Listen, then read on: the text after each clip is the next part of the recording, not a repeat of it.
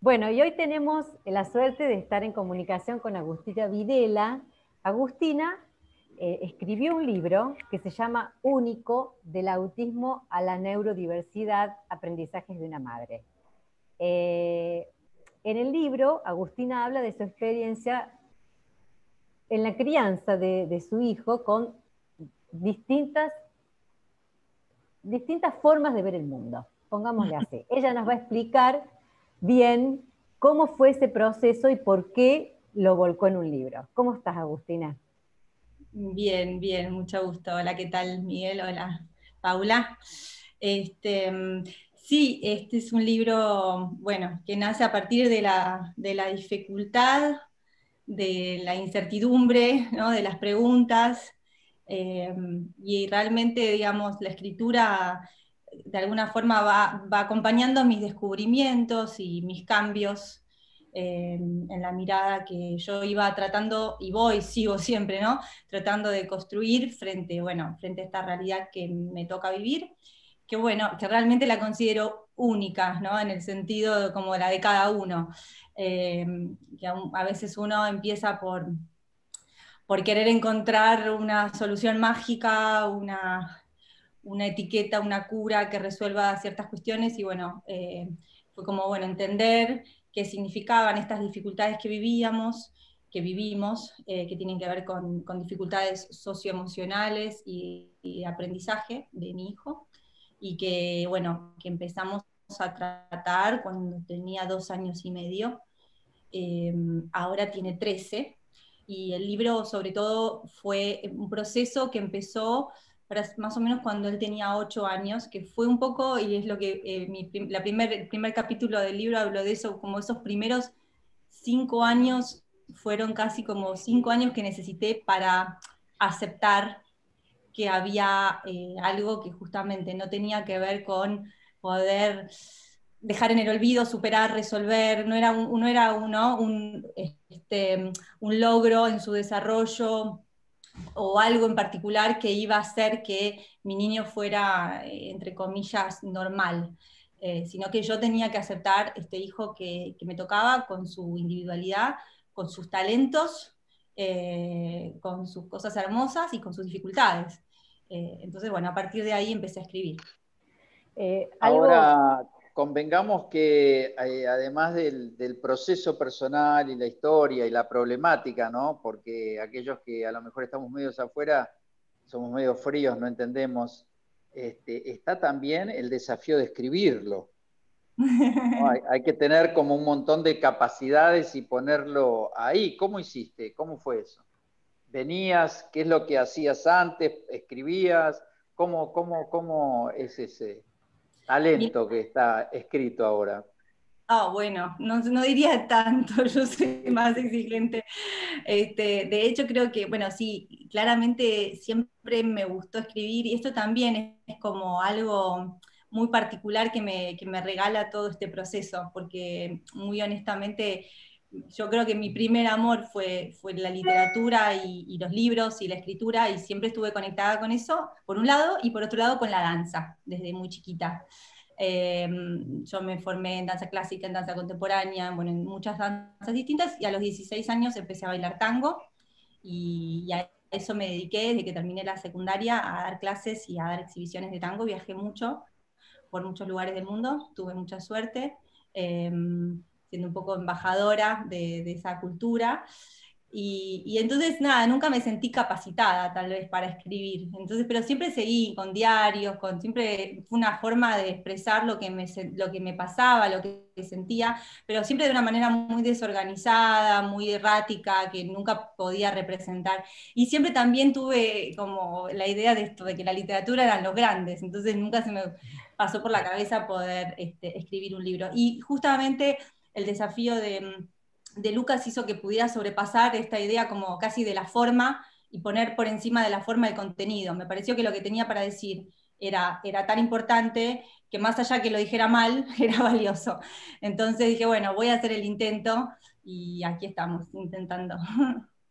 una de las cosas que destaco cuando hacemos entrevistas sobre el autismo es algo que nos dicen todos, que es cada niño o niña es único. No hay normas ni leyes generales. Por eso me pareció tan interesante el título, ¿no? Tuyo, único, ¿no?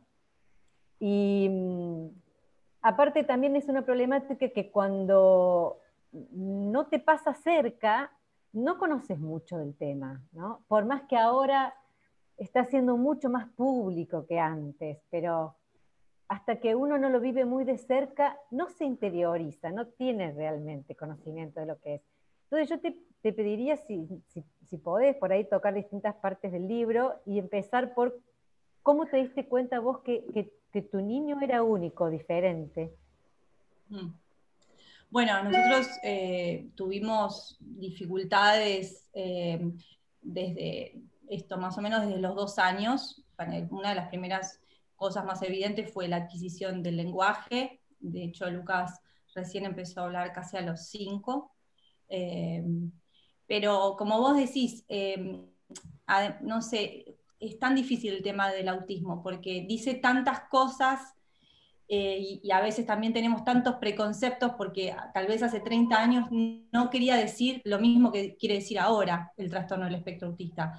Entonces yo cuento justamente que tenía un poco un estereotipo de qué podía significar el autismo, imaginando que era una persona que no podía conectarse con nadie, que no podía levantar la mirada.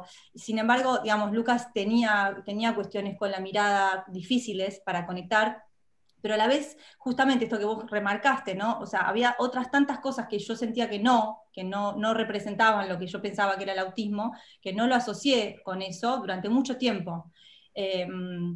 Y después finalmente descubrí que realmente es un diagnóstico que abarca una enorme cantidad de situaciones. De hecho, bueno, también casi cuestionable. A veces yo creo que, obviamente, esto es una visión personal, no profesional, pero siento que a veces casi como que en este momento estuviéramos poniendo todo lo que sale justamente de esta idea de la normalidad, tenemos que ponerlo en algún lado y lo ponemos ahí, ¿no? Y también un poco mi planteo es que tal vez sería positivo poder empezar a entender a las personas desde quiénes son, sin necesidad de otorgarles una etiqueta para tener una tolerancia frente a esa diferencia.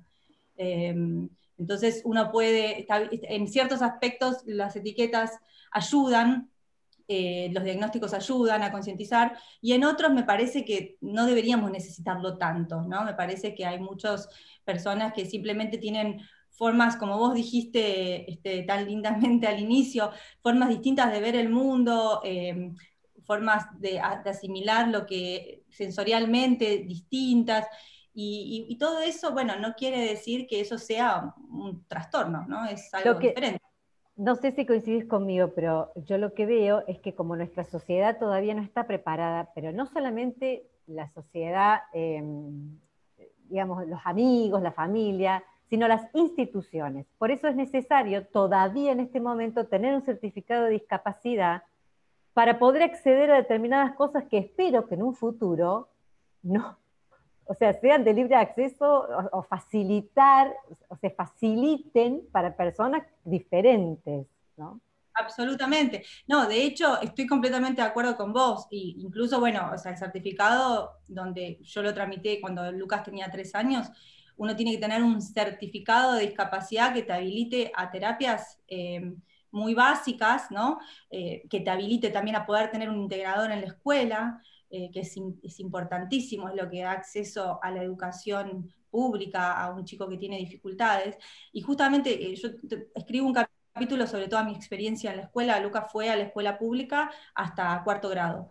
Y lo que planteo también es que lo que yo pude ver, lo escribí con lo paradójico que suena, dice, lamentablemente no todos los chicos tienen la suerte de tener un certificado de discapacidad, porque hay muchos chicos que sufren el sistema escolar en el sentido de que no llegan o no ha sido tramitado un certificado de discapacidad, tienen diferencias y sin embargo, como no tienen un certificado que los diagnostique de alguna manera, entonces no tienen tolerancia, no tienen tratamiento, no tienen ayuda, no tienen flexibilidad de parte de ese sistema educativo, que es una lástima, ¿no? Porque tal vez muchos de esos chicos que están tildados como mala conducta, por ejemplo, o como que no se esfuerzan, en realidad tienen dificultades socioemocionales o de aprendizaje.